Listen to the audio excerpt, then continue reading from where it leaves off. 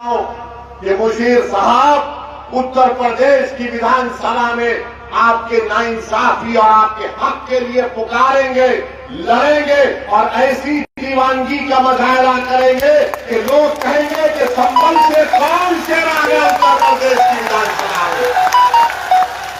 जितने भी अब जीत कर गए अपने आप को तो शेर तो बोलते हैं मगर कालीन के शेर हैं ये।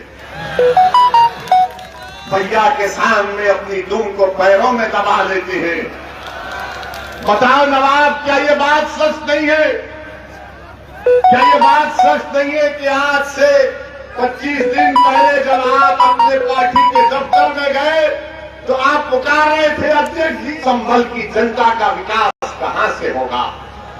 मेरे अजीज दोस्तों और बुजुर्गों, 6 मरतबा का विधायक आपने उनको कामयाब किया।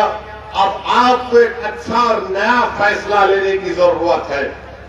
आपको एक इनकलाबी कदम उठाना पड़ेगा। और मैं आपको एक और बात बताता हूं, ये विधानसभा के चुनाव इस बात को तय करेंगे और जो डॉक्टर साहब के लोग ये गलतफहमी में, मैं उनको भी बता रहा हूं, अखिलेश यादव के परिवार का एक पोता पूरा इरादा कर चुका है कि 24 से संभल में जैसा कि मुलायम सिंह लड़े थे, वो ये चाहता है कि उनके परिवार का आदमी यहां से रहे। इसीलिए फैसला सही करो ताकि तुमको 2 साल के बाद शर्मिंदगी ना उठाना पड़े। मेरी बात को याद रखो, आप लिख कर रख लो मेरी इस बात तो सच साबित होगी 2024 में। मैं भी इंतजार करूंगा 24 का इंशाअल्लाह ताला।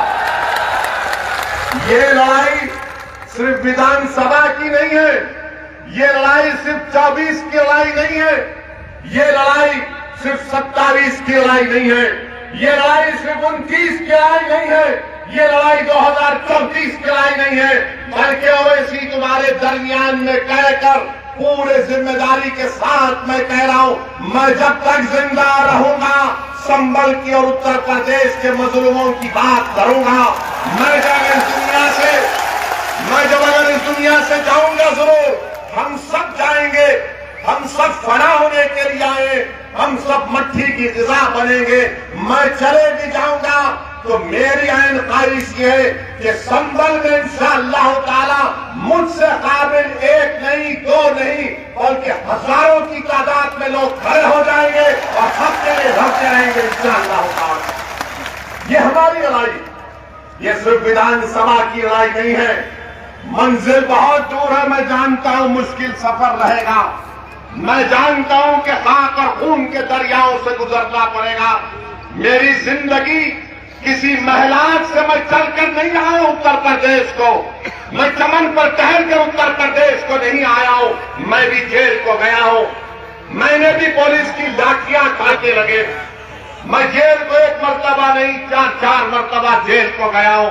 तो ये मेरे जिंदगी का सफर कोई आसान नहीं था, मगर अल्लाह का फजल और करम था। तो अल्लाह ने हर सफर में बावजूद मुश्किलात के अल्लाह ने आसानी पैदा कर दी अपने फजल से, आपकी दुआओं से। याद रखो, ये लड़ाई हिस्सेदारी की लड़ाई है। संभल की आवाम, उत्तर प्रदेश की जनता जान लीजिए, ये लड़ाई हिस्सेदारी की लड़ाई है। आपको खड़े होकर अपनी आवाज को बुलंद करने की लड़ाई है। अब डर कर, घुटन महसूस कर